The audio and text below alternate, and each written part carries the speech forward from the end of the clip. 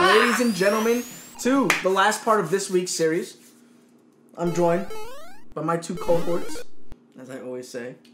As is tradition. As is tradition. To my far left, I have the biggest Zelda fan in the world. Ladies and gentlemen, it is Mr. Jeremy Bird. What's up, ladies and gentlemen? Biggest Zelda fan in the world, coming at you once again. And to my direct left. He's also got a tattoo on the Triforce of his right arm. Well, they know it. They love it.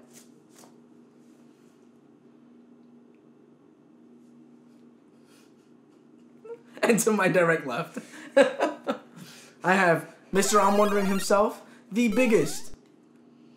What are you? Jerk off? The biggest pain in my ass on the show. The biggest pain in my ass on this show, There Mr. you go. Peter Anderson. What's going on, guys? And I am the most fabulous ponytail in the business. It's fabulous. It's absolutely fabulous. Nicholas Dess is coming at you. Yeah. But before we get started, here's a thought. Uh-oh. Ubisoft, this hostile takeover that's coming through Vivendi Entertainment. I think it might be a good thing for you. I think if you just let it happen and let it go, this entertainment conglomerate might actually be able to teach you a couple of things about how to make your customers happy. Wait, what's going on? Vivendi Entertainment is taking over, or is trying to take over, Ubisoft. Can they take over Konami instead? Nah. Nobody wants to take over. Nobody wants to. Konami backed out of everything. Yeah. Vivendi Entertainment, if you don't know, is Universal's. It's Universal Studios' parent company. I know. Yeah, I know. And they actually bought 51 shares in Ubisoft. Ooh. So they've got the controlling interest in Ubisoft. They also purchased, can't remember the company. The brother that owns Ubisoft, his brother owns a company, and it's a company that Ubisoft works closely with all the time. I can't remember what it is, but they already took that over. Vivendi Entertainment. I can get behind what you said. Literally, let them just take over and just learn some shit, because they're not doing much. You're not doing the right thing. There's a couple of situations where you have shown people that you could do the right thing, right? You've got Division, which is looking promising, right? Far Cry, it's either or, right? You've got people that love it, but you've also got people that are like, well, it's still the same old Far Cry, just without the guns, and the guns are what made it fun.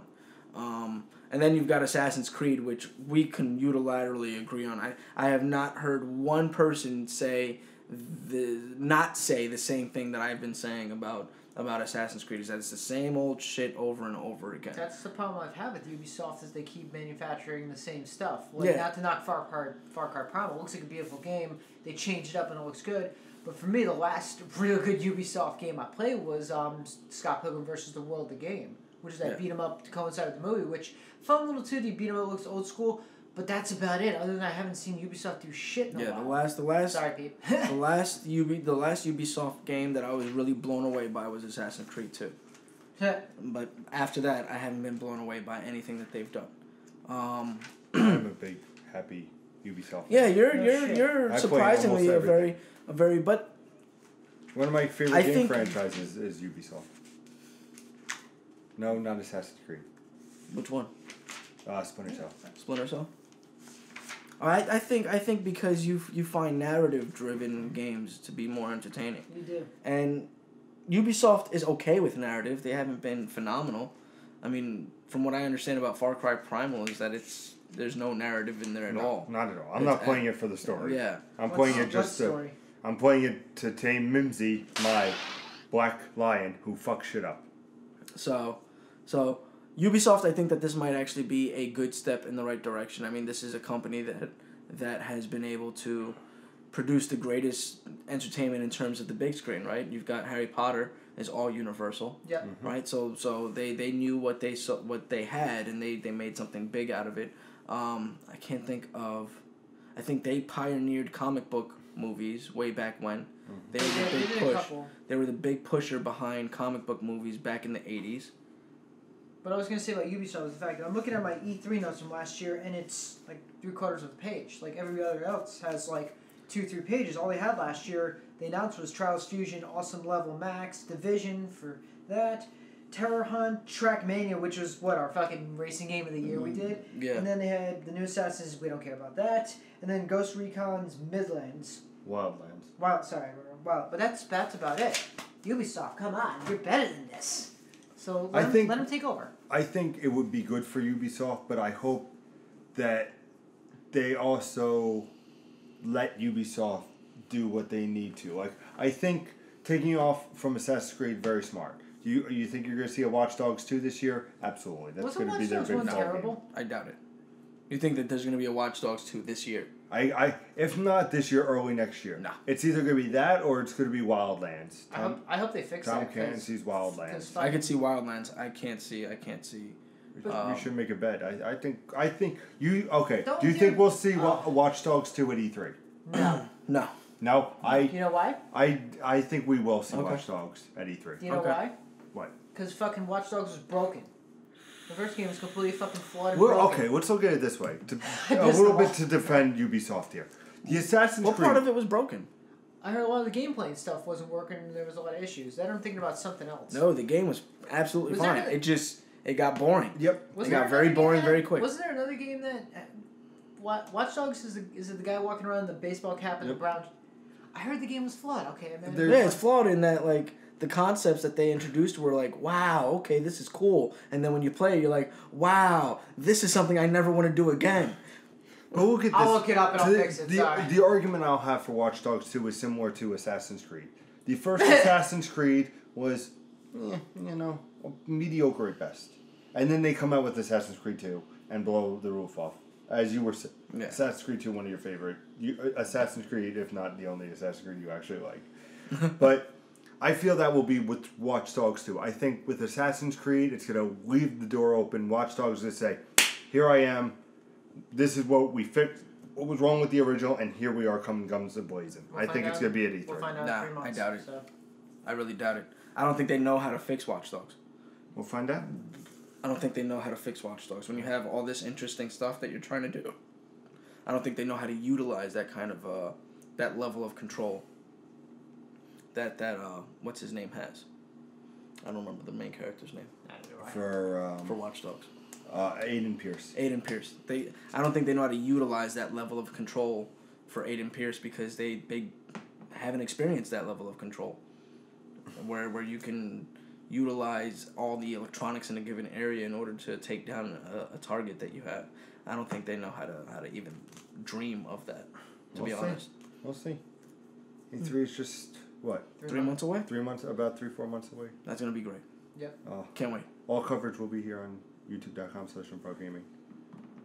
But if you didn't know, this is the greatest video game gamescast in all of Albion, all of the Mushroom Kingdom, and all of the past, present, and future locations of the shittiest game title in the world, Assassin's Creed.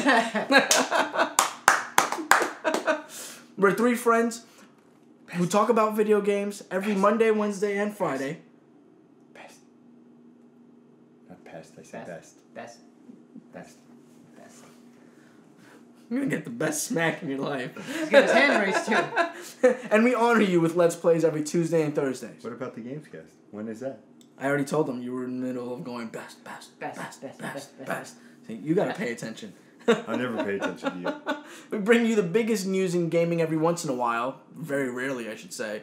In our One Up News segment, brought to you generally by Jeremy and Pete. I think I've done 1 in the past year. Yeah. We'll work on that. That was the only important one there was. Hideo Kojima. I think we are coming up on our year anniversary. I think we are. We are. And if that sounds like something that you could get yourself into, that you would enjoy maybe, please hit that subscribe button, hit that like button. It does us a world of wonders behind the camera. And share our beautiful faces with your beautiful friends. And as always... Oh, no, wait. That's horribly wrong. And now, on to the topic at hand. As always, now on to the topic. That was a short episode. Fuck you guys. Most influential console. Oh, baby. Duck Hunt was an influential game. Wrong topic. Now, I kind of want to, divert the attention away from me and let other people, answer, we all started, so I'm just like, oh, crap. All right. For me... The most influential console for me would have to be the original PlayStation. Oh, I was wrong. Oh, what'd you think? What'd you think? Do we just all want to sputter each as far as out? No. What'd you think? What'd you think was my go up one console? The PlayStation 2? Okay, what'd you think? I thought the NES. Really? You thought I was going that far with the NES? Yes. Okay.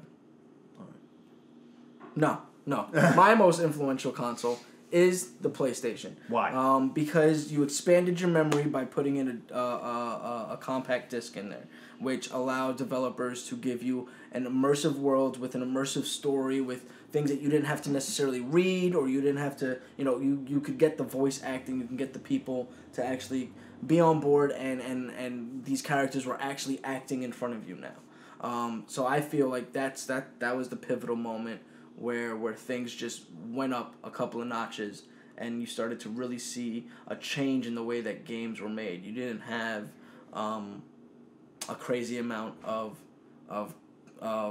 silent characters, I should say. Yes. What about you, sir? The Virtual Boy. I'm gonna smack the shit out of you. No, PlayStation 2.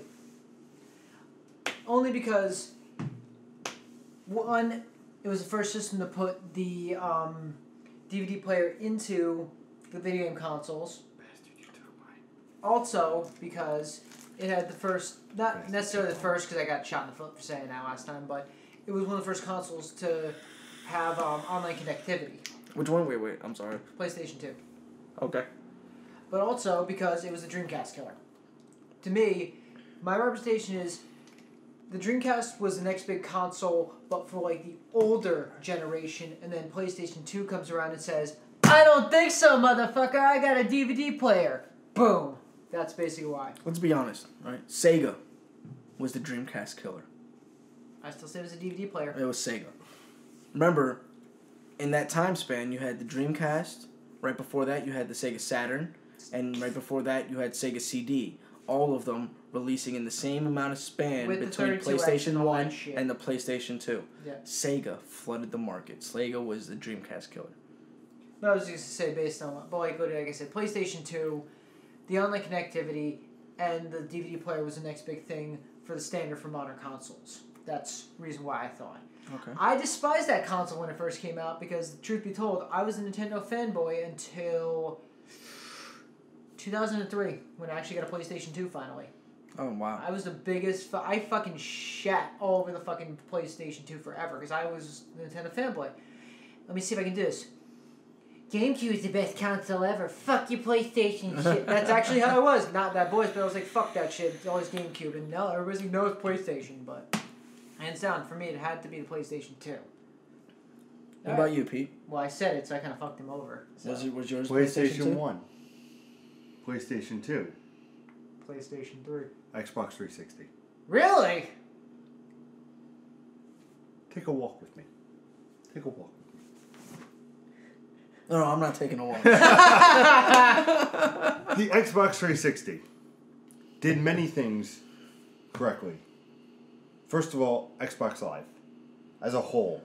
The whole immersive of online gameplay, the party where you can join 8 friends. I remember the first time I was playing my Xbox 360. I'm playing Halo 3.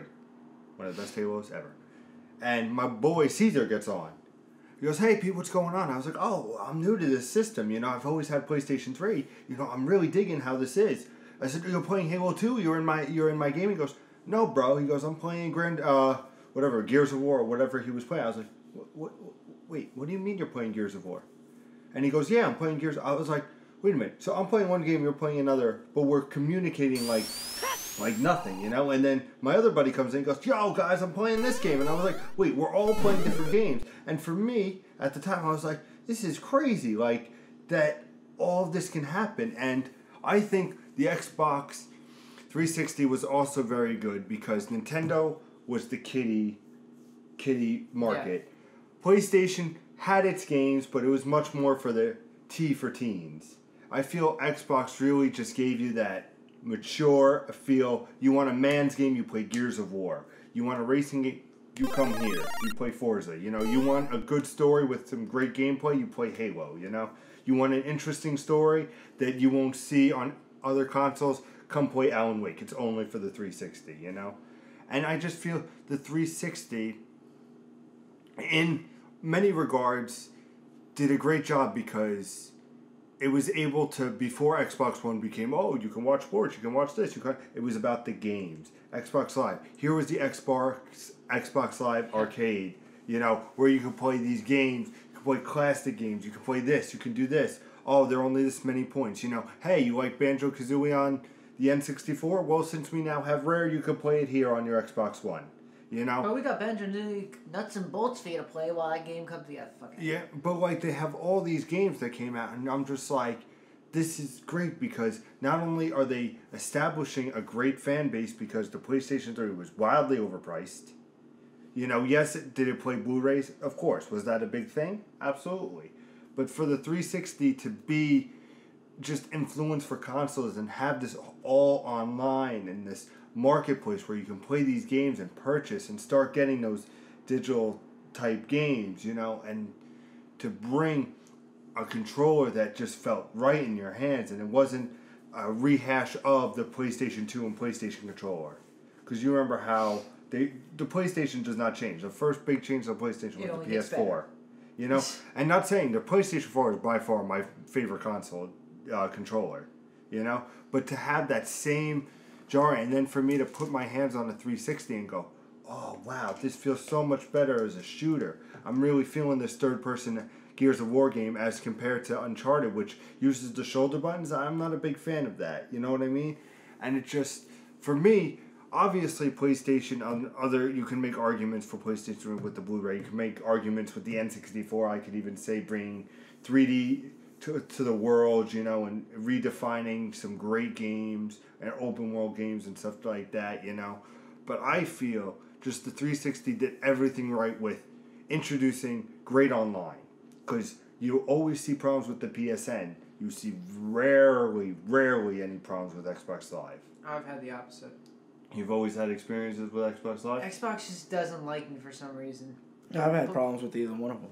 You haven't? I've had problems with both of them. Oh. With each of them. But, okay, then I give you this. But I'll give you that PlayStation Network seems to go down more often than Xbox Live. And it's also more hackable. Remember when everybody's credit card information was up for grabs in the PlayStation Network? It was both of them.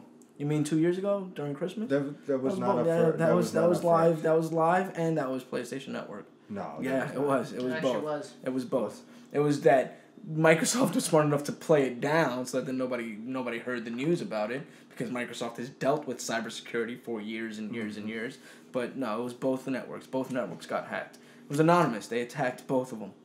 All right, fair enough. I was mistaken on that. I apologize. They attacked both of them.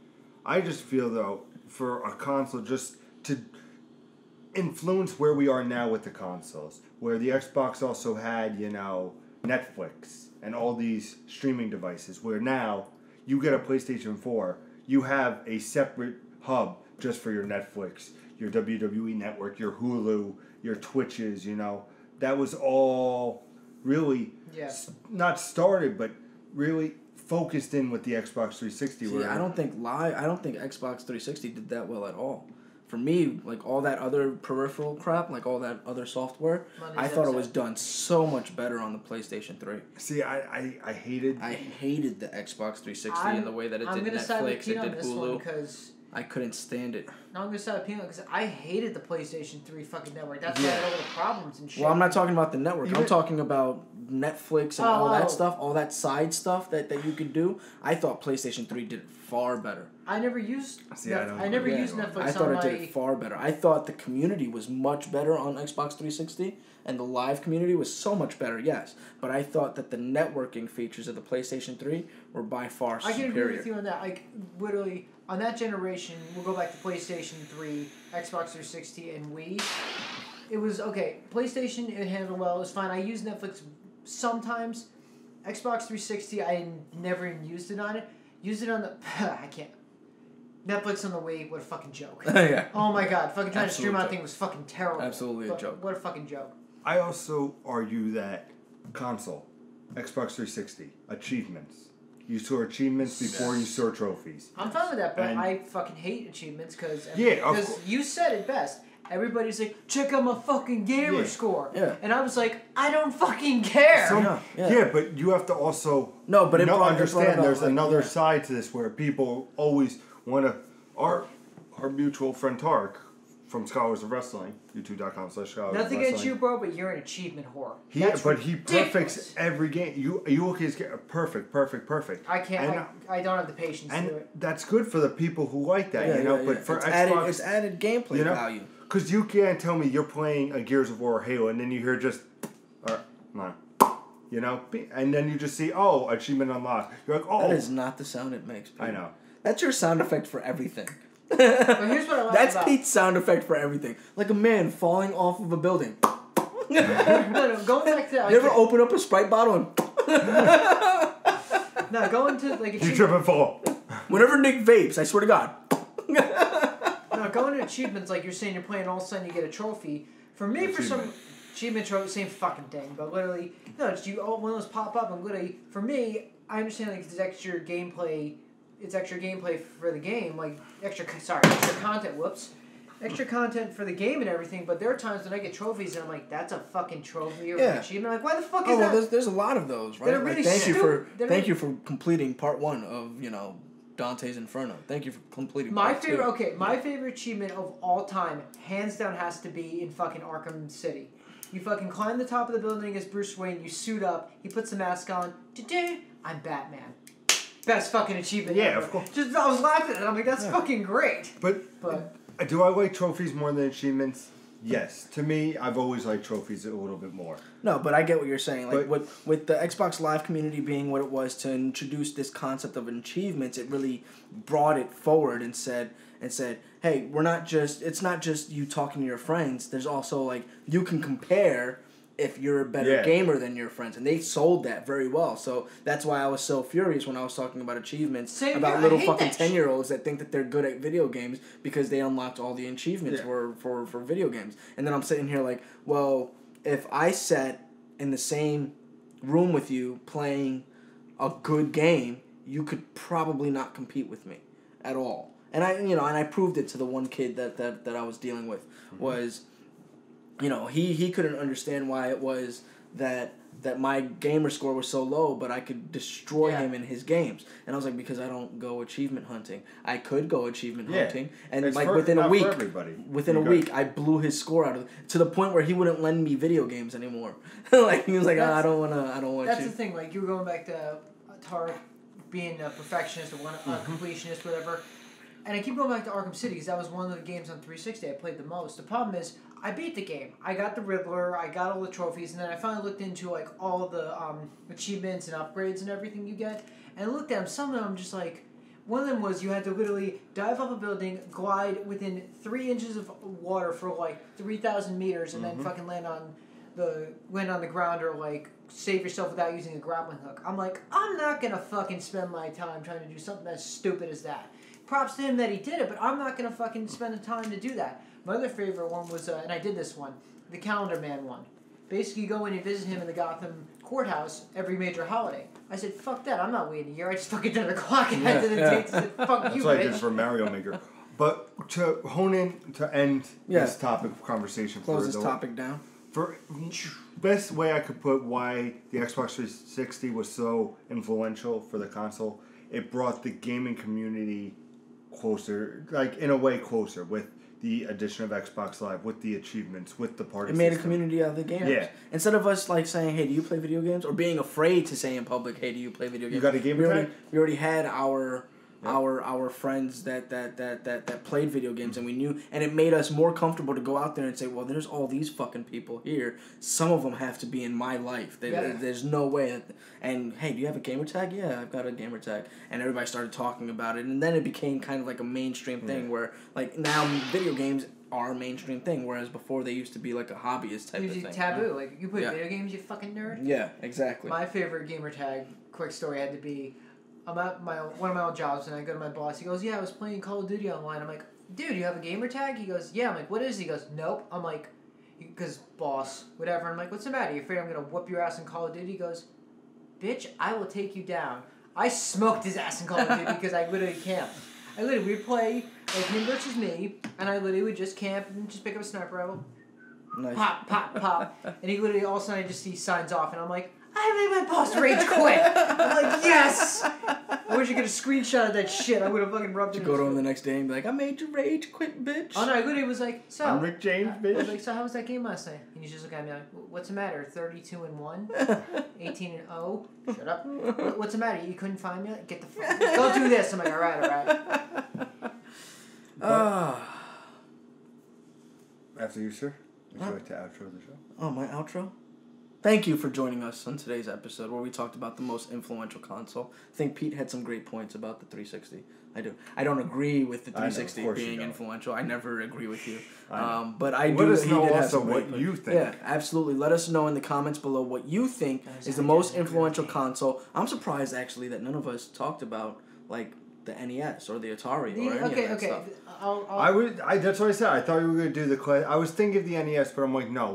When I think of gamers and video game, I think of the gamer community, and it just focused in on. I can sum this real quick, just so we don't run too long.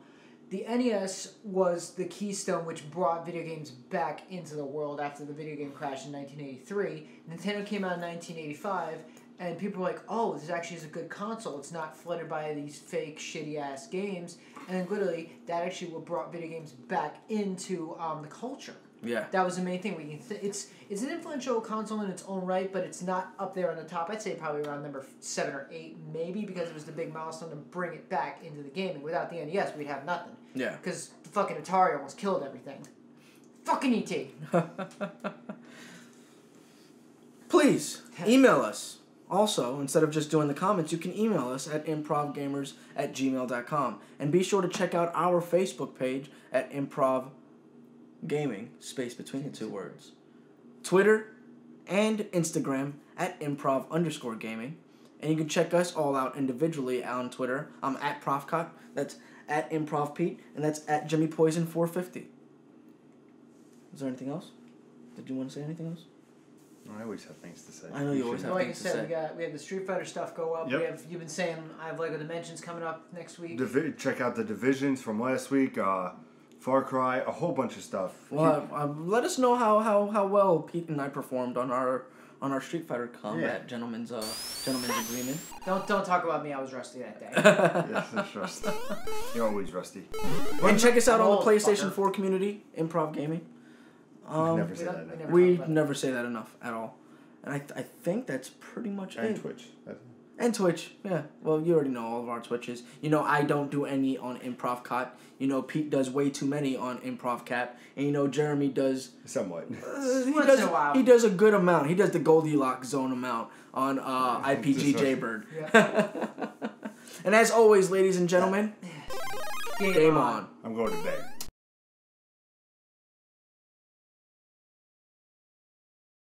Like, introducing, like, the C buttons on the N64 controller, and I was like... Why would I say that? Because you're Nick and you do whatever the fuck you Oh, look who's talking.